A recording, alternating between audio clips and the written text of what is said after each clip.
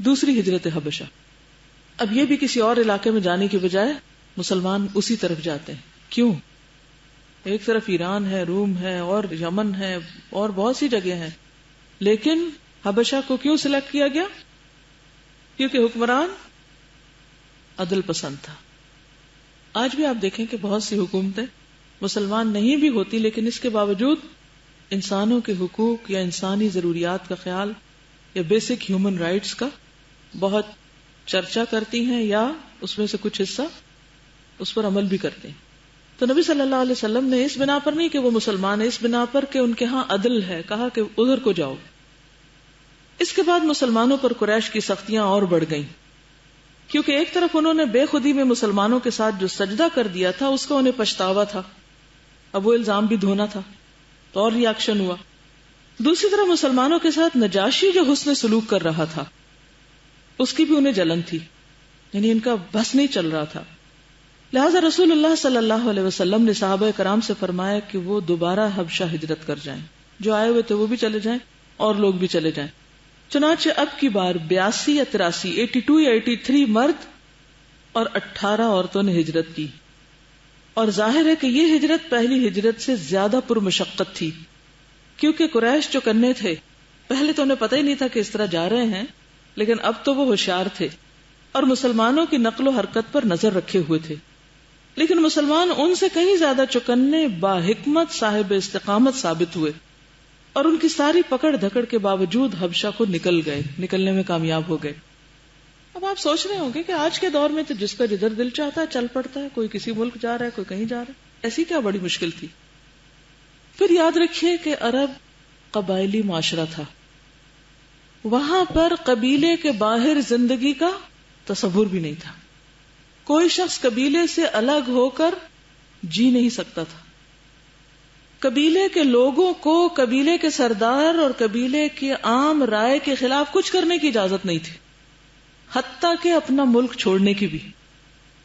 یوں سمجھیے کہ وہ ایک بگ کلین یا بگ ہاؤس ہولڈ تھا، یعنی ہر قبیلہ جیسے عام طور پہ ہوتا ہے نا کہ ایک گھر میں بعض اوقات ایک بہت اسٹرکٹ ڈسپلن، اصول، قاعدے، ضابطے ہوتے ہیں کہ بڑوں سے اجازت لے کے. کئی لڑکیوں کو بڑی مشکل لگتی ہے، اپنے ماں باپ کے گھر تو کبھی کسی سے کچھ پوچھا نہیں ہوتا، تب سسرال میں جا کر بڑی سخت پابندیاں لگتی ہیں کہ کہیں باہر جانا ہے تو پھر اماں سے پوچھنا ہے، اور گھر میں کچھ لانا ہے تو اماں سے پوچھنا ہے، کسی کو بلانا ہے تو بڑوں کی رائے لینی ہے، تو وہ ان کو بڑا مشکل لگتا ہے یہ سب کچھ. تو اسی سے آپ اندازہ لگائیے کہ وہ ایک ایک قبیلہ ایک ایک گھر کی طرح تھا. تو قبیلہ سسٹم اتنا اسٹرانگ تھا جیسے آج کل ہمارے ہاں ٹرائبل سسٹم. جو لوگ کچھ نہ کچھ جانتے ہیں ٹرائبل ٹریڈیشنز کو، تو ان کو معلوم ہے کہ وہ لوگ کس طرح رہتے ہیں. اور ان کے ہاں کوئی ایک بڑی حکومت نہیں ہوتی، ہر ٹرائب کا اپنا اپنا ایک نظام ہوتا ہے، اور اس سے بغاوت کو معمولی جرم نہیں ہوتا. تو یہاں پر آپ دیکھیے کہ ایک بغاوت تو تھی کہ اسلام لے آئے تھے وہ، اور دوسری بغاوت کیا کہ قبیلہ، شہر، ملک وہ بھی چھوڑ کے چلے گئے. تو ایسے لوگوں کو کون چھوڑے؟ ورنہ تو یہ کہتے جان چھوٹی، ہمارے سر سے بلا اتری، جو باغی تھے چلے گئے اور اب ہم چین سے رہیں. انہوں نے پیچھا کیا، وہاں تک پہنچے، نجاشی تک پہنچے کہ ہمارے لوگوں کو واپس کرو، یہ ہمارے خاندان کے لوگ ہیں. تو اس پس منظر کو سمجھنا بھی ضروری.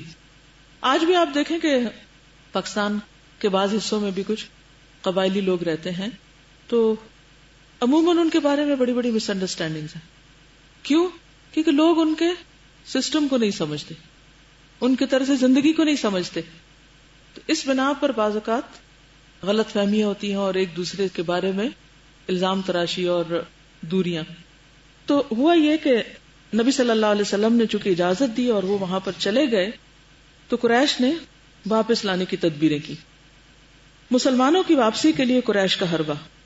قریش پر یہ بات بہت گراں گزری کہ مسلمان ان سے چھوٹ کر ایک ایسی محفوظ جگہ جا پہنچے جہاں ان کی جان اور ایمان کو کوئی خطرہ نہیں. چنانچہ ان کی واپسی کے لیے قریش نے اپنے 2 ہوشیار آدمیوں یعنی عمرو بن العاص اور عبداللہ بن ربیعہ کو حبشہ بھیجا.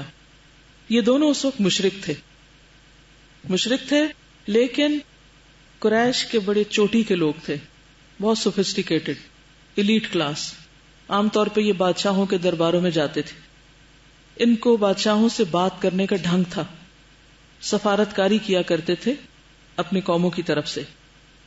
تو یاد رکھیے کہ سارے عرب اکڑ جاہل یا تہذیب تمیز سے ناواقف نہیں تھے. کچھ لوگ تھے، ہر درجے کے لوگ تھے، لیکن انہی کے اندر بہت سمجھدار اور کایا قسم کے لوگ بھی تھے.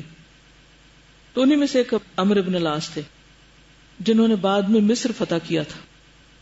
انہوں نے حبشہ پہنچ کر ایک سوچے سمجھے منصوبے کے مطابق سب سے پہلے پادریوں سے ملاقاتیں کی. سٹیپ بائی سٹیپ آگے گئے کیونکہ ریلیجس طبقے کو بھڑکایا جائے کہ دیکھو تمہارے دین کے خلاف کچھ لوگ یہاں آ گئے ہیں، اور انہیں تحفے تحائف پیش کر کے رشوت دے کے مدلل انداز میں اپنی آمد کا مقصد بتایا کہ ہم کیوں آئے ہیں. ان سب نے حامی بھر لی. اس کے بعد نجاشی کے پاس آئے اور اسے بھی تحفے تحائف پیش کیے، یعنی رشوت پیش کی. پھر اصل مقصد کے لیے زبان کھولی اور کہا، بادشاہ سلامت، آپ کے ملک میں ہمارے کچھ ناسمجھ نوجوان بھاگ آئے ہیں، کچھ بگوڑے یہاں آ گئے. انہوں نے اپنی قوم کا دین چھوڑ دیا اور آپ کے دین میں بھی داخل نہیں ہوئے. یہ بات آپ دیکھیے کہ اس حد تک تو بادشاہ کے لیے کافی تھا کہ اپنا دین لوگوں نے چھوڑ دیا، لیکن یہ کہنا کہ جی آپ کے دین میں بھی نہیں آئے، نہ وہ ہمارے وفادار ہیں نہ آپ کے، یہ بالکل غدار ہیں. بلکہ ایک نیا دین ایجاد کیا ہے جسے ہم جانتے ہیں نہ آپ، اس لیے ہمیں آپ کی خدمت میں ان کی قوم کے اشراف یعنی ان کے والدین، چچاؤں اور کنبے قبیلے کے لوگوں نے بھیجا ہے تاکہ آپ انہیں واپس بھیج دیں، کیونکہ وہ لوگ ان پر نگاہ رکھتے ہیں اور ان کی خامی اور خرابی کو سب سے اچھی طرح سمجھتے ہیں. تو یہ ان سب کی ریکویسٹ مشترکہ جو ہم یہاں لے کر آئے ہیں. جب ان کی یہ بات پوری ہو چکی تو پادریوں نے بھی منصوبے کے مطابق ان کی تائید کی، انہوں نے بھی ہاں میں ہاں ملائی دربار میں. لیکن نجاشی نے احتیاط برتی، عادل بادشاہ، اور سوچا کہ دونوں فریقوں کی بات سننی چاہیے، دونوں فریقوں کی بات سن کے فیصلہ کرنا چاہیے.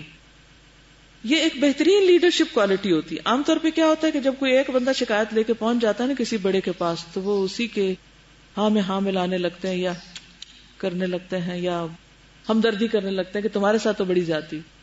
چاہے آپ ایک ماں ہیں اور ایک بچہ آپ کے پاس شکایت لے کر آیا، یا آپ کہیں کوئی سربراہ ہیں، کوئی ذمہ دار ہیں، کہیں بھی کچھ بھی، جیسے اللہ سبحانہ وتعالیٰ نے حضرت داؤد علیہ السلام کو کہا تھا کہ تم عدل سے کام لینا اور خواہش نفس کی پیروی نہ کرنا. تو یہاں نجاشی جو تھا اس نے کہا ذرا میں ان کی بھی تو سنوں، جو بھاگ کے آئے وہ کیا کہتے ہیں، حق تبھی واضح ہو سکے گا. چنانچہ اس نے مسلمانوں کو بلایا اور پوچھا، یہ کیا دین ہے جس کی وجہ سے تم اپنی قوم سے الگ ہو گئے؟ پھر میرے دین میں بھی داخل نہیں ہوئے، نہ دیگر ملتوں میں سے کسی کے دین میں داخل ہوئے. اس کے جواب میں مسلمانوں کی طرف سے حضرت جعفر بن ابو طالب نے بات کی. یہ کون تھے؟ حضرت علی کے بھائی، حضور کے چچا زاد. انہوں نے کہا، اے بادشاہ، ہم جاہلیت والی قوم تھے، بت پوجتے تھے، مردار کھاتے تھے، برائیاں کرتے تھے، قرابت داروں سے تعلق توڑتے تھے، پڑوسیوں سے بدسلوکی کرتے تھے. ہمارا طاقتور کمزور کو کھا رہا تھا. ہم اسی حالت میں تھے کہ اللہ نے ہم ہی میں سے ایک رسول بھیجا. ہم اس کی عالی نسبی، سچائی، امانت اور پاک دامنی کو جانتے تھے. اس نے ہمیں اللہ کی طرف بلایا کہ ہم اسے ایک مانیں اور اسی کی عبادت کریں، اور اس کے سوا جن پتھروں اور بتوں کو ہم اور ہمارے باپ دادا پوجتے تھے انہیں چھوڑ دیں. اس نے ہمیں سچ بولنے، امانت ادا کرنے، قرابت جوڑنے، پڑوسی سے اچھا سلوک کرنے، حرام کاری اور خون ریزی سے باز رہنے کا حکم دیا. یہ ہے اسلام. کبھی کہیں اسلام کو انٹروڈیوس کرنا پڑے تو یہ باتیں آپ کو یاد ہونی چاہیے کہ اسلام کی روح ہے کیا. آج بھی آپ دیکھیں کہ جب ہمیں اسلام کا انٹروڈکشن کہیں کرانا ہوتا ہے تو ہمیں سمجھ نہیں آتی کہاں سے نماز، روزہ، حج، زکوٰۃ سے شروع کرتے ہیں. اور یہاں انہوں نے نماز، روزہ، حج، زکوٰۃ سے نہیں شروع کیا، اگرچہ اس وقت تک نماز کا حکم ہو چکا تھا. آج بھی اگر مسلمانوں کو ٹیررسٹ کہا جاتا ہے یا اسلام کو ٹیررزم کے ہم پلہ بتایا جاتا ہے تو اسلام کی اسی بالکل ابتدائی تعلیم کو سامنے رکھنا چاہیے کہ نبی صلی اللہ علیہ وسلم نے آ کر کس چیز کا حکم دیا، لوگوں کو کس چیز سے نکالا. اور ہمیں آج بھی ان مختلف برائیوں کے خلاف جہاد کرنا ہے جو ہمارے اپنے اندر پائی جاتی ہیں، ہمارے ہی لوگوں کے اندر. اب دیکھیے کہ یہاں یہ بت پوجتے تھے اور ہمارے ہاں کیا ہو رہا ہے. اصل مسئلہ کیا ہے ہماری قوم کا؟ قبر پرستی، شرک، کیسے کیسے کام کرتے ہیں. مردار کھاتے تھے، حلال حرام کی تمیز نہیں. آج بھی آپ دیکھیں کیا کچھ ذبح ہوتا ہے. برائیاں کرتے تھے، قرابت داروں سے تعلق توڑتے، پڑوسیوں سے بدسلوکی، طاقتور کمزور کو کھا رہا تھا. ٹھیک ہے، تو یہ خرابیاں جس بھی معاشرے میں پائی جائیں وہاں اسلام کی ضرورت ہوتی ہے. اور اللہ کی طرف بلانے والے نے کن چیزوں کی تعلیم دی؟ خود آپ کے کردار میں کون سی چیزیں اہم تھی؟ وہ 5 چیزیں جن کا ذکر حضرت خدیجہ نے کیا تھا. اور نبی صلی اللہ علیہ وسلم نے لوگوں کو سب سے پہلے اللہ کی طرف بلایا، اس کی عبادت کی بات کی، شرک سے نکلنے کی بات کی، سچ، امانت، قرابت، پڑوسی سے حسن سلوک اور قتل و غارت سے بچنے کا حکم، بے حیائی کے کاموں کو چھوڑنے کا، جھوٹ اور حرام مال کھانے، یتیم کا مال کھانے، عورتوں پہ جھوٹی تہمت لگانے سے منع کیا، کیونکہ یہ ساری چیزیں معاشرے میں بدامنی پیدا کرتی. تو کن اخلاقیات کے ساتھ امن ہوتا ہے جن کا ذکر اوپر ہے، اور کون سی چیزیں بدامنی پیدا کرتی جن کا نیچے ذکر ہے. اس نے ہمیں یہ بھی حکم دیا کہ ہم صرف ایک اللہ کی عبادت کریں، اس کے ساتھ کسی کو شریک نہ کریں. اس نے ہمیں نماز، زکوٰۃ اور روزے کا حکم دیا. ترتیب آپ دیکھیے، عبادات بعد میں منشن کی جا رہی. حضرت جعفر رضی اللہ تعالیٰ عنہ نے اسلام کے اور بہت سے احکام بھی گنوائے. پھر کہا کہ ہم نے اس پیغمبر کو سچ مانا، اس پر ایمان لائے، اس کی پیروی کی، اس کے لائے ہوئے دین الہی میں اس کا اتباع کیا. چنانچہ ہم نے صرف ایک اللہ کی عبادت کی، اس کے ساتھ کسی کو شریک نہیں کیا، اور جو چیزیں اس نے حرام بتائی انہیں حرام مانا، جو چیزیں حلال بتائی ان کو حلال جانا. اس پر ہماری قوم ہم سے بگڑ گئی، یہ ہے ہمارا قصور. اس نے ہم پر ظلم و ستم کیا اور ہمیں دین سے پھیرنے کے لیے فتنوں اور سزاؤں سے دوچار کیا، تاکہ ہم اللہ کی عبادت چھوڑ کر بت پرستی کی طرف پلٹ جائیں، اور جن گندی چیزوں کو حرام سمجھتے تھے انہیں پھر حلال سمجھنے لگے. جب انہوں نے ہم پر بہت قہر اور ظلم کیا، زمین تنگ کر دی، ہمارے اور ہمارے دین کے درمیان رکاوٹ بن کر کھڑے ہو گئے، تو ہم نے آپ کے ملک کی راہ لی اور آپ کو دوسروں پر ترجیح دی، آپ کو دوسروں پر ترجیح دی اور آپ کی پناہ میں رہنا پسند کیا، اور یہ امید کی کہ اے بادشاہ آپ کے ہاں ہم پر ظلم نہ کیا جائے گا. نجاشی نے یہ بات سنی تو حضرت جعفر سے کچھ قرآن پڑھنے کی فرمائش کی. انہوں نے سورت مریم کی ابتدائی آیات تلاوت کی. اس سے پتہ چلتا ہے کہ پہلے 5 سال میں کون سی آیات نازل ہوئی، یعنی سورت مریم جو تھی یہ دوسری ہجرت حبشہ سے پہلے نازل ہو چکی تھی. نبی صلی اللہ علیہ وسلم دار ارقم میں تعلیم دیتے تھے. اس سورت میں آپ دیکھیے مختلف پیغمبروں کا ذکر ہے اور مختلف ادیان کی سمجھ آتی ہے، کس طرح مسلمانوں کو کن چیزوں میں ایجوکیٹ کیا جا رہا ہے، اور کس طرح تنگ حالات ہیں جس میں ایک پیغمبر جو عمر کے ایک بالکل آخری حصے میں جا کر اللہ کی رحمت سے مایوس نہیں اور دعا کر رہا ہے. تو یہ ساری آیات جو ہیں کس طرح مسلمانوں کے لیے رہنمائی کا کام کرتی ہوں گی، ان کی تربیت اور تزکیے میں کس طرح فائدہ مند ہوں گی. ایک طرف تو یہ بات پتہ چلتی، دوسری طرف یہ کہ نجاشی نے جب یہ آیات سنی ہوگی، کیونکہ میں سارا وقت اپنے آپ کو وہیں پا رہی تھی کہ یہ آیات کیا اثر کر رہی ہوں گی ان پر. تو جب یہ آیات تلاوت کی گئی اس پر نجاشی اس قدر رویا کہ اس کی داڑھی تر ہو گئی کہ یہ ہے قرآن. ہم لوگوں کو قرآن پڑھ کر نہیں سناتے، ہم خود بحیثیت مسلمان بھی قرآن سے دور ہو گئے. مسلمانوں کے اندر بھی جو اسلام سے ایک خاص قسم کی نفرت یا دوری ہے، اس کی بھی وجہ یہ ہے کہ خود انہوں نے بھی قرآن نہیں پڑھا اور سنا، پتہ ہی نہیں قرآن کیا کہتا ہے، کیا چیز ہے. یہ ایک میریکل ہے، زندہ معجزہ قیامت تک کے لیے، کہ جو سنے اس کے دل پر کسی نہ کسی درجے میں ضرور اثر کرتا ہے. اگر سارے مشرکین اس وقت اتنے متاثر ہوئے سورۃ النجم سے کہ جھک گئے، اور یہاں نجاشی کا رو رو کر برا حال ہو رہا ہے، تو اس سے قرآن کی عظمت کا بھی پتہ چلتا ہے، اور قرآن کی تاثیر کا بھی، اور قرآن کے ذریعے لوگوں کو تعلیم دینے کے فائدوں کا بھی. اس پر نجاشی اس قدر رویا کہ اس کی داڑھی تر ہو گئی، اور تمام پادری بھی اس قدر روئے، پادری بھی رو رہے ہیں کہ ان کے صحیفے تر ہو گئے، جو ان کی اپنی کتابیں تھیں ان پہ آنسو گرنے لگے ان کے. قرآن مجید میں آتا نا کہ وَإِذَا سَمِعُوا مَا أُنزِلَ إِلَى الرَّسُولِ تَرَى أَعْيُنَهُمْ تَفِيضُ مِنَ الدَّمْعِ مِمَّا عَرَفُوا مِنَ الْحَقِّ. جب انہوں نے وہ سنا جو رسول کی طرف اتارا گیا، تم دیکھتے ان کی آنکھوں کے آنسوں سے چھلک رہی ہیں. تفید من الدم، فاد یفید ہوتا ہے شدت سے اچھل کے پانی کا باہر نکلنا، یعنی آنسو کی جھڑیاں لگ گئیں. مما عرفوا من الحق، کہ حق کو پہچان لیا تھا انہوں نے. اور سچے انسان کی پہچان یہ ہوتی ہے کہ اذا تتلی علیہم آیات الرحمن خروا سجدا وبقیا، سورۃ مریم میں ہی آتا ہے 58 آیت، کہ وہ خروا سجدا وبقیا، وہ جھک گئے. دنیا کا کوئی میوزک، کوئی کہانی، کوئی چیز دلوں کو ایسے نرم نہیں کر سکتی جس طرح قرآن دل پر اثر انداز ہوتا ہے.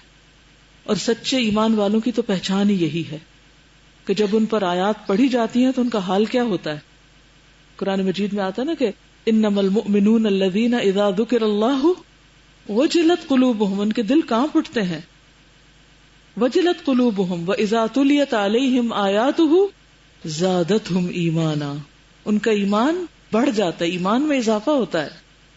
اللہ نزل احسن الحدیث کتابا متشابہا مثانیہ تقشعر منہ جلود الذین یخشون ربہم، یعنی کھالیں نرم پڑ جاتی ہیں، بال کھڑے ہو جاتے ہیں. ثم تلین جلودہم، ان کی جلدیں نرم پڑ جاتی ہیں. وقلوبہم، اور ان کے دل بھی نرم ہوتے ہیں. الی ذکر اللہ، اللہ کے ذکر کی طرف. تو یہ ایمان کی پہچان ہے، سچائی کی پہچان ہے کہ جس کے اندر ایمان ہوتا ہے تو پھر قرآن سن کر وہ شخص بے حس نہیں رہ سکتا. نہ سنے تو پھر اور بات ہے، سنی انسنی کر جائے تو پھر. اور یہ جو ہمارے ٹیسٹ نہیں بدلتے نا، مختلف چیزوں کی لت پڑی ہوئی ہوتی ہے، ہمیں ٹیسٹ نہیں بدلتے، اس کی بھی بنیادی وجہ یہی ہوتی، قرآن دل کے اندر جا نہیں رہا ہوتا. کیونکہ یہ ہو نہیں سکتا کہ جس کے دل کے اندر جائے اور پھر اس کی سوچ نہ بدلے، اس کا اخلاق نہ بدلے. آج مسلمانوں نے اس کو بس ایک ریچول کے طور پر لے رکھا ہے. پڑھنے والے بھی ویسے نہیں پڑھتے اور سننے والے بھی ویسے نہیں سنتے، بلکہ بعض اوقات تو تکبر میں اور اضافہ ہو جاتا ہے. تو اگر قرآن کسی کے اندر نرمی نہیں پیدا کرتا، اس کے تکبر اور اس کی بڑائی اور اس کے نفس کو موٹا کرنے کا ذریعہ بن رہا ہے، تو اس کا مطلب ہے کہ وہ پھر صحیح راستے پہ نہیں ہے. اس کی اصلاح کی ضرورت ہے، اور ہم سب خود اپنے اندر جھانکیں دوسروں میں جھانکنے کی بجائے. پھر نجاشی نے کہا یہ کلام اور وہ کلام جو حضرت عیسیٰ لے کر آئے تھے دونوں ایک ہی شمع کے اجالے ہیں، یعنی ایک ہی چراغ سے نکلے ہوئے نور کی دو کرنیں ہیں، کوئی الگ چیز نہیں ہے، سورس ایک ہی ہے. اس کے بعد قریش کے دونوں نمائندوں کو مخاطب کر کے کہا تم لوگ چلے جاؤ، واللہ میں ان کو تمہارے حوالے نہیں کر سکتا. ساری سازشیں اور چالیں ناکام ہو گئی، نہ ان کے خلاف کوئی چال چلی جا سکتی ہے. دوسرے دن عمرو بن العاص نے ایک خطرناک تدبیر اختیار کی.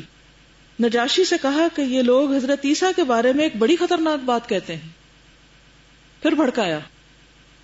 اس پر نجاشی نے مسلمانوں کو پھر بلوایا کہ آپ کیا کہتے ہیں. حضرت عیسیٰ علیہ السلام کے بارے میں سوال کیا. حضرت جعفر نے کہا ہم ان کے بارے میں وہی بات کہتے ہیں جو نبی صلی اللہ علیہ وسلم لے کر آئے ہیں، یعنی وہ اللہ کے بندے اور اس کے رسول ہیں، اس کی روح اور اس کا وہ کلمہ ہے جسے اللہ نے کنواری پاک دامن مریم کی طرف القاء کیا تھا. بالکل سچی بات کی. انہوں نے کہا کہ چاہے ہماری جان جاتی ہے لیکن بولیں گے ہم سچ، جو ہمارے دین کا عقیدہ ہے عیسیٰ علیہ السلام کے بارے میں وہی بیان کریں گے. اس پر نجاشی نے زمین سے ایک تنکا اٹھایا اور کہا اللہ کی قسم جو کچھ تم نے کہا ہے اس سے عیسیٰ علیہ السلام اس تنکے کے برابر بھی بڑھ کر نہ تھے اور نہ کم تھے، یعنی بالکل اتنے ہی تھے، جو کہا ہے وہی تھے.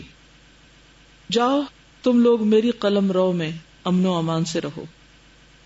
بات اور واضح ہو گئی، ورنہ اگر دربار ختم ہو جاتا اور بات بعد میں کسی طرح پہنچتی تو زیادہ مشکل ہو سکتی تھی. کہا کہ امن امان سے رہو، جو تمہیں گالی دے گا اس پر تاوان لگایا جائے گا، جو تمہیں گالی دے گا اس پر تاوان لگایا جائے گا، جو تمہیں گالی دے گا اس پر تاوان لگایا جائے گا.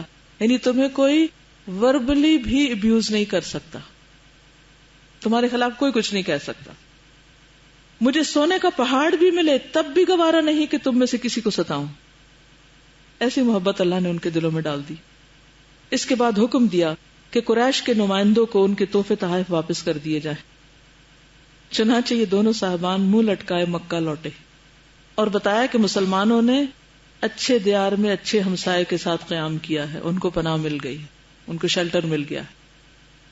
مشرکین کی حیرت. اس ناکامی پر مشرکین نے بہت پیچ و تاب کھایا اور چاہا کہ باقی مسلمانوں پہ ٹوٹ پڑے، یعنی ان کا بدلہ بھی جو ان کے ہاتھ آئے ان سے لیں. بالخصوص وہ یہ دیکھ رہے تھے کہ نبی صلی اللہ علیہ وسلم تبلیغ دین کا کام مسلسل کیے جا رہے ہیں. یہ بڑی حیرت کی بات ہے نا کہ مخالفتوں کے باوجود کام نہیں رکا. لیکن وہ یہ دیکھ کر الجھن میں پڑ جاتے تھے کہ سخت سے سخت دھمکی کے باوجود ابو طالب آپ کی مدد پر کمر بستہ ہیں، وہ بھی نہیں آپ کو چھوڑ رہے، اور ان سے ٹکرانا آسان نہیں. اس لیے ان کی سمجھ میں نہیں آتا تھا کہ کیا کریں. کبھی خون خاری کا جذبہ غالب آتا تو وہ نبی صلی اللہ علیہ وسلم اور بچے کچے مسلمانوں کو سزائیں دینے لگتے، کبھی بحث اور مناظرے کا دروازہ کھول دیتے، کبھی دنیا کی پرکشش چیزوں کی پیشکش کرتے، کبھی کچھ لو اور کچھ دو کے اصول پر سودے بازی کرتے، اور کبھی سوچتے کہ نبی صلی اللہ علیہ وسلم کا صفایا کر کے اسلام کا چراغ گل کر دیں.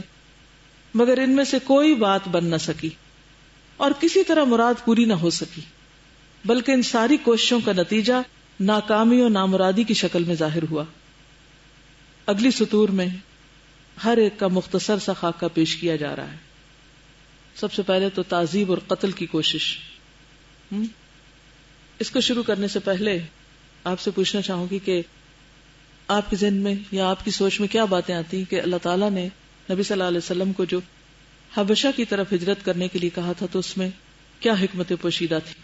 وہ جو تھوڑے لوگ رہ گئے نا پیچھے جن پر تکلیفیں آئے اور ان کو پریشانیاں دی جائیں، ظاہر ہے کہ کم از کم اتنے لوگوں کی تو پریشانی. بالکل. اس میں آپ دیکھیے کہ کچھ لوگ اگرچہ پیچھے اور زیادہ مشکل میں آ گئے، لیکن جو لوگ چلے گئے وہ سکون کے ساتھ پرامن طریقے سے اپنے دین میں گرو کرنے لگے. دنیا کا معاملہ ہو یا دین کا معاملہ ہو، انسان کو گرو کرنے کے لیے امن و امان اور موافق ماحول چاہیے ہوتا ہے. جیسے ایک پودے کو گرو کرنے کے لیے ایک موافق ماحول چاہیے ہوتا ہے، اسی طرح انسان کو پروڈکٹیو کام کرنے کے لیے موافق ماحول چاہیے ہوتا ہے. اگر مسلسل کسی ماحول کے اندر اس قسم کی پالیٹکس یا اس قسم کی چیزیں ہیں کہ جس سے انسان کی ساری انرجی منفی چیزوں میں جا رہی ہے، یعنی کہ مائنس میں وہ کام کر رہا ہے، تو انسان کو کیا چاہیے؟ کوئی آلٹرنیٹ تلاش کرے تاکہ زیادہ سے زیادہ وہ پروڈکٹیو ہو.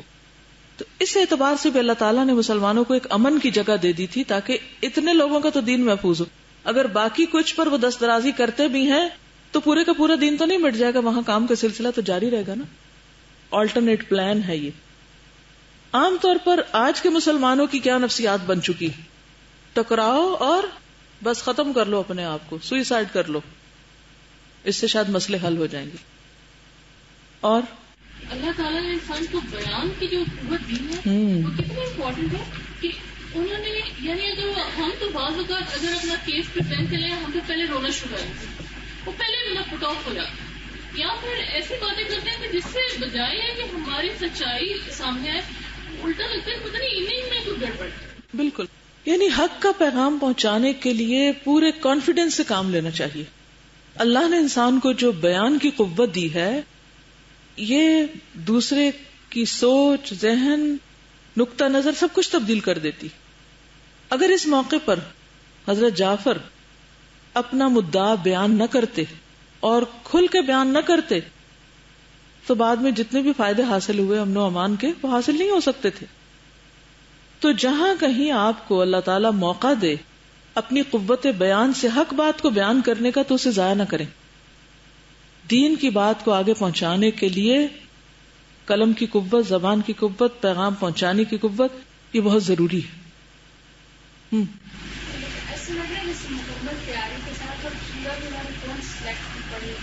جی ہاں، سورت بھی انہوں نے وہی سلیکٹ کی جس میں حضرت مریم کا ذکر ہے، حضرت عیسیٰ علیہ السلام کا ذکر ہے. موقع کی مناسبت سے انہوں نے آیات کا انتخاب کیا.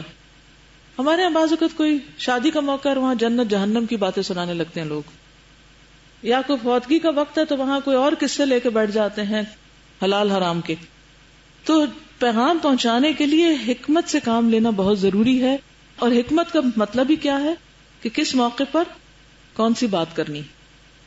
اور یہ کہ اسلام کی جو حقیقت تھی وہ ان تک واضح کرنا تھی. اور دوسری چیز یہ کہ ایمان ایسی چیز ہے کہ جس کو اگر آپ کو کہیں سے ڈر ہے تو وہیں سے ہاتھ دھرے بیٹھ نہیں جانا، وہیں اس کا بچاؤ کے لیے آپ کو نکلنا. جی ہاں، یعنی اسلام کے دین کے اپنے ایمان کے دفاع کے لیے بچاؤ کے لیے جو بھی آپ کر سکتے ہیں حالات کے مطابق موافق اسے کرنا چاہیے. جی جی ہاں، اسلام کا پیغام اوورسیز پہنچ گیا، سمندر پار پہنچ گیا. اور جی ہاں، کرسچنز جو ہیں، جیسے قرآن بھی بیان کرتا ہے کہ دوسروں کے مقابلے میں مسلمانوں سے نسبتاً زیادہ قریب ہیں.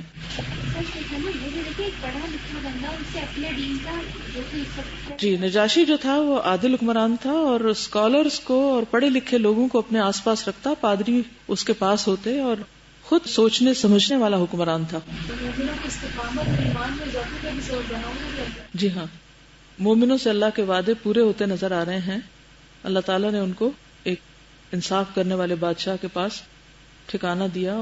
یہ بہت سینسیٹیو کوشچن تھا جو حضرت عیسیٰ کے بارے میں پوچھا، اس کا جواب دینے میں انہوں نے یہ بالکل نہیں کہا کہ آپ جو ان کو بیٹا کہتے ہیں وہ غلط ہے. یعنی پریزنٹیشن بہت زبردست تھی. حضرت عیسیٰ علیہ السلام کے بارے میں جب انہوں نے پوچھا کہ آپ کا کیا خیال ہے، انہوں نے پوری بات، مکمل بات پہنچائی. یہ نہیں کہا یہ جو آپ کہتے ہیں کہ وہ بیٹا ہے تو یہ غلط ہے. ہم بعض اوقات وہ جو ایک ایسی بات ہوتی ہے نا کہ جو دوسرے کو مزید بھڑکا دے، حق بیان کرنے کے نام پر ہم بھڑکانے والی بات کرتے ہیں، which is wrong. گڈ. ایک طرح سے اہل مکہ کی یہ پہلی شکست تھی، اور یہ شکست ٹکراؤ یا لڑائی جنگ کے بعد نہیں ہوئی بلکہ آلٹرنیٹ روٹ اختیار کرنے پر ہوئی. تو ضروری نہیں ہوتا کہ انسان ہمیشہ کسی میدان جنگ میں جیتے. جیتنے کے کئی طریقے ہوتے ہیں اور اس میں ایک طریقہ ٹکراؤ سے بچنا بھی ہوتا ہے. حبشہ اس اعتبار سے بھی بڑا اہم تھا کہ قریش جو تھے یہاں پر تجارت کی غرض سے بھی آیا کرتے تھے اور حبشہ تجارتی مرکز بھی تھا. اور مسلمان چونکہ وہاں گئے تو ظاہر ہے کہ پھر کام کاج کرنے کے اعتبار سے بھی انہیں وہاں تجارت اور دوسرے کاموں میں شریک ہونے کا موقع ملا. اور سب سے بڑھ کر یہ کہ امن کا ملک تھا. ایک اور یہ ہے کہ نجاشی مسلمان ہو گیا تھا خود. نبی صلی اللہ علیہ وسلم نے اس کا جنازہ بھی پڑھا تھا. ام ایمن جو تھی وہ کون تھی؟ وہ بھی حبشہ سے تھی. ٹھیک ہے، تو ام ایمن کے ذریعے بھی آپ کو ان کے ملک کے حالات معلوم تھے کہ وہاں کے لوگوں کا رہن سہن اور کلچر کیسا ہے. یعنی اللہ تعالیٰ نے بھی نبی صلی اللہ علیہ وسلم کو خبر دی تھی، لیکن بہت سی باتیں آپ کو مختلف لوگوں سے میل ملاقات اور انٹریکشن کے بعد پتہ چلتی ہیں کہ کہاں کس قسم کے لوگ رہتے ہیں. اس سے یہ بھی پتہ چلتا ہے کہ نبی صلی اللہ علیہ وسلم صرف مکہ ہی سے نہیں واقف تھے، اپنے آس پاس کے علاقوں کے بارے میں بھی جانتے تھے کہ کہاں کس قسم کے لوگ رہتے ہیں. یہ بھی ایک سنت ہے، جغرافیہ کو معلوم کرنا اور آس پاس کے ملکوں کے حالات جاننا. پھر یہ ہے کہ نجاشی جو تھا وہ صرف ایک عادل حکمران ہی نہیں تھا بلکہ ایک مذہبی حکمران بھی تھا، کیونکہ خود بھی انجیل کا علم رکھتا تھا. جب قرآن سنایا گیا تو کہا یہ بھی وہیں سے آیا جہاں سے انجیل آئی. جب عیسیٰ علیہ السلام کا مقام بتایا گیا تب بھی اس نے پہچان لیا، اور یہ اس وجہ سے تھا کہ اس کے پاس علم تھا. نبی صلی اللہ علیہ وسلم نے نجاشی کے ساتھ بعد میں اچھے تعلقات بھی قائم کیے تھے. نجاشی نے آپ کے لیے 2 سیاہ رنگ کے موزے بھیجے تھے تحفے کے طور پر. آپ نے انہیں پہنا، وضو کیا اور بعد میں ان پر مسح بھی کیا کرتے تھے.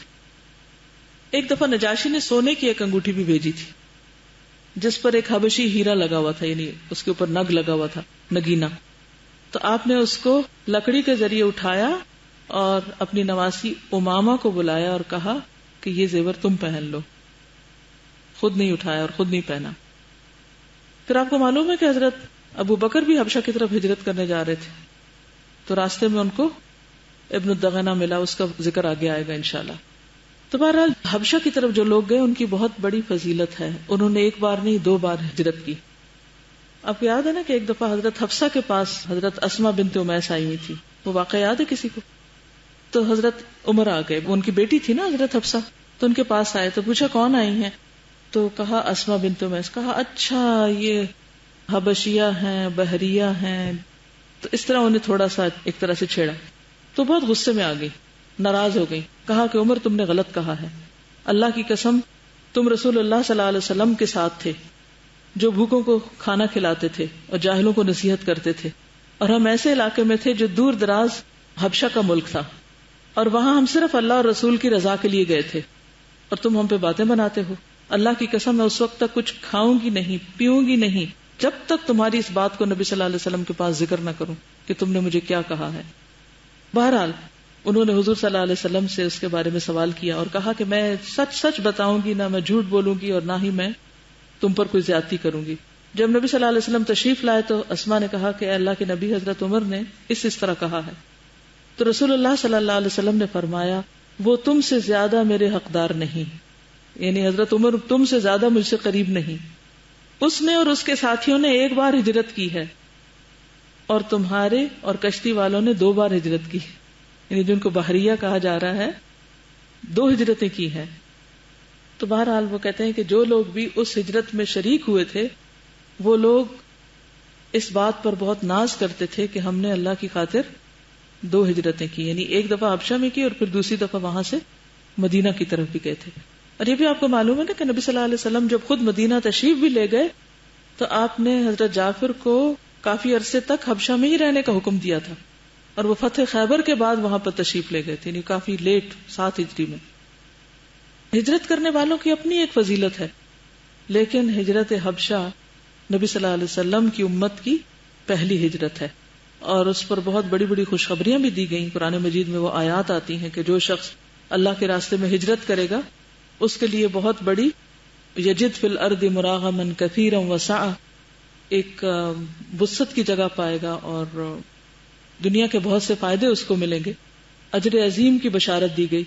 لیکن یہ یاد رکھیے کہ نیت کے مطابق ہوتی ہے ہجرت، وہ مشہور حدیث ہے نا نیت کی، اس میں ہجرت ہی کا ذکر آتا ہے۔ تو ہجرت جیسا کام بھی اگر انسان کرتا ہے اور وہ اللہ کی خاطر نہ ہو تو اس پر اجر نہیں، لیکن چونکہ حضرت اسماء کہتی ہیں کہ ہم نے اللہ اور رسول کے لیے کی تھی ہجرت، ان کی رضامندی کے لیے، ان کے کہنے کے مطابق، ہم اپنی خوشی سے نہیں گئے تھے۔ حضرت عمر کی بات میں شاید تھوڑی سی ٹانٹ تھی کہ اچھا وہ لوگ ہو تم جو حبشہ چلے گئے تھے۔ تو بعض اوقات ایسا ہوتا ہے نا کہ آپ اللہ کے راستے میں کوئی کام کرتے ہیں تو آپ کے ساتھیوں میں سے ہی کوئی اٹھ کے آپ کو کریٹیسائز کر دیتا ہے یا کوئی ٹانٹ کر دیتا ہے یا کسی طرح آپ کے کام کو تھوڑا کم بتاتا ہے، تو ایسی صورت میں پھر کیا کرنا چاہیے؟ معاملہ صاف کر لینا چاہیے۔ جی، امیر کے پاس پیچھے سے جا کے نہیں شکایت کرنی چاہیے، ساتھ لے جانا چاہیے جس نے کام غلط کیا ہو، کیونکہ ہمیں یہ ٹرینڈ بہت ہے، پیچھے سے شکایتیں کرتے ہیں چھپ کے، تو چھپ کے کرنی ہوئی شکایتوں سے کوئی فائدہ نہیں۔ اور پھر امیر کو بھی دلداری کرنی آنی چاہیے مختلف ٹوٹے دلوں کو جوڑنے کے لیے۔ یہ انسانی نفسیات ہے جس سے نکلا نہیں جا سکتا، یہ صورتحال ہمیشہ پیش آتی رہے گی۔ اور ٹیم ورک میں سب سے مشکل ترین کام یہی ہے کہ مختلف قسم کے ڈائیورس پرسنالٹیز اور مختلف ذہن کے لوگوں کو، مختلف طرح کے، کوئی حضرت عمر جیسے شدید ہیں اور کوئی حضرت اسماء جیسے غصے والے لوگ ہیں، اور ان کو ساتھ لے کے چلنا اور ایک کاز کے لیے سب کا ٹیلنٹ استعمال ہونا، یہ بہت بڑے دل گردے کی بات ہے۔ آزمائشوں کی بات ہو رہی تھی نا اس دن، تو ہم آزمائشیں بعض اوقات سمجھتے ہیں وہ بڑی بڑی کوئی چیزیں ہوتی ہیں آزمائشیں، یہ جو اپنے ساتھ والوں سے چھوٹی چھوٹی باتیں کبھی ہمیں سننے کو مل جاتی، بعض اوقات انہوں نے بڑے اچھی نیت اور جذبے سے کہی ہوتی بات اور ہمارے دل پہ لگ جاتی ہے وہ کہ انہوں نے کہی کیوں یہ بات۔ بعض اوقات ایسی چھیڑ چھاڑ ہوتی ہے، کچھ ہلکا پھلکا کو مذاق ہی کر رہا ہوتا ہے اور ہم اس کو اتنا سیریس لے لیتے ہیں کہ زندگی موت کا مسئلہ بنا لیتے ہیں۔ یہ بھی انسانی نفسیات ہے، یہ بھی آزمائشیں ہیں۔ تو کبھی ہم کہتے ہیں نا کہ وہ بڑی آزمائش ہم پر تو نہیں کبھی آئی، تو بات یہ کہ بڑی ان پہ آتی ہے جو یہ چھوٹیوں کو سہ جاتے ہیں۔ ہاں، یہ بھی کسی نے لکھا ہے، آج کا سبق پڑھتے ہوئے خیال آیا کہ ہمارے درجے کیوں نہیں بلند ہوتے؟ شاید اس لیے کہ ہم صبر کرنے کے لیے بڑی آزمائش کا انتظار کرتے رہتے ہیں اور روزمرہ کی چھوٹی چھوٹی مشکلات کو آزمائش سمجھتے ہی نہیں اور نہ ان پہ صبر کرتے ہیں۔ مثلاً گفتگو کے دوران دوسرا شخص کسی کی غیبت کرے، کوئی افواہ دوسروں کو سنانے کا معاملہ ہو، بچوں کی شرارتوں پہ غصہ ضبط کرنا، ماں باپ کی ڈانٹ کو احسن طریقے سے سن لینا، ساتھ کام کرنے والوں کی غلطی کو درگزر کرنا، کسی سے معافی مانگنا وغیرہ۔ جب ہم ان آزمائشوں میں ہی پاس نہیں ہوتے تو اگلے درجے کہاں سے پائیں گے؟ ہم انہی چیزوں کو، پیٹی ایشوز کو لے کے بیٹھے رہتے ہیں۔ بسم اللہ الرحمن الرحیم۔ اسلام آباد میں سی ڈی اے کی طرف سے کچرا اٹھانے کے لیے نا عیسائی لوگ گلی گلی آتے ہیں، گھر گھر آتے ہیں، تو کچھ روز پہلے میرے پاس خاتون آئی کچرا کے لیے، تو کہنے لگی ڈاکٹر صاحب تاڑے جا بندہ کوئی نہیں. تو میں نے اس کو کہا کہ آج کل کے حالات ایسے ہیں اس لیے شاید خواتین باہر نہیں نکلتی. تو کہنے نہیں ڈاکٹر صاحب جیڑا تسی پروگرام سویرے دیندے ہو نا وہ تسی بڑا چنگا کام کر رہے ہو تے تاڑے جا بندہ ہو ہی نہیں سکتا. تو ایکچولی آپ کی تعریف کریں. اچھا. السلام علیکم. استاذہ نے کہا جیسے کہ ہم چھوٹی چھوٹی باتوں پہ برداشت ہماری نہیں ہوتی، ہم کوشش کرتے ہیں کہ ہم سوسائڈ کر لیں. اسی طرح میرے ساتھ بھی ہوا تھا کہ میں جب دوسری یا تیسری کلاس میں تھی کہ میرے ماموں آئے اور سب سے مل رہے تھے، تو میں ملنے گئی تو انہوں نے سمجھا کہ میں شاید مل چکی ہوں پہلے. تو ماموں کہتے ہیں کہ سب کچھ ملنے دو، تم بعد میں مل لینا، تم بار بار آ رہی ہو. تو میں نے اس بات پہ صبر ہی نہیں کیا. میں نے کہا کہ کیوں مجھے انہوں نے کہا. تو میں نے گلے میں ڈال کے نا، جیسے پھندا جسے کہتی ہیں، وہ ڈال کے تو پنکھے ساتھ لٹکانا شروع کر دیا. تو مجھے استاذہ کی بات ابھی سمجھ آئی کہ چھوٹی باتوں پہ برداشت نہیں کرتے. ہمارے لیے آزمائشیں یہی بہت کافی ہیں، لوگوں کی باتیں سہنا، برداشت کرنا، اور اس کے باوجود اپنا اخلاق اچھا رکھنا، اور ان کے ساتھ بنا کے رکھنا، ان کو معاف کرنا، ان سے درگزر کرنا، اور پھر بھی ان سے محبت کرتے رہنا. اوکے. سبحانک اللہم و بحمدک نشہد ان لا الہ الا انت نستغفرک و نتوب الیک. السلام علیکم و رحمۃ اللہ وبرکاتہ.